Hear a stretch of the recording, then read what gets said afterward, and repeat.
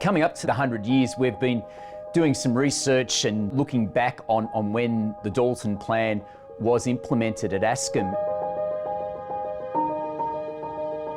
After World War I, there was a lot of unrest and people looking for different processes, and education and teaching was one of those. And it's been interesting to read about the freedom that the Dalton Plan was to give to schools.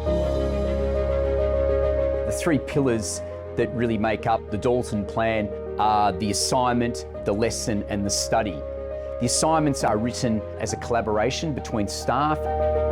You also have that autonomy in your classroom to teach a certain topic the way you want to teach. So there might be 7 science teachers on year 7, and you give over the lesson and there's 17 girls in that classroom, and you really don't know what their takeaways are. But what happens then is students come back to you in studies with their questions. You really do know where each of the students are with their learning, and the students that have a very good understanding, so I might be able to then ask them some more extended type questions, or there might be the students that are still struggling with the initial concept. So I can actually bring that back down some levels and then ensure that they're feeling comfortable and secure, and then we can start to move ahead.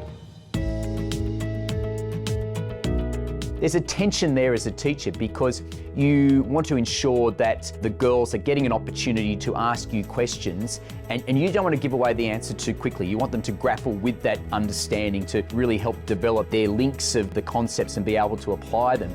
As a teacher, it takes some time and experience to get there.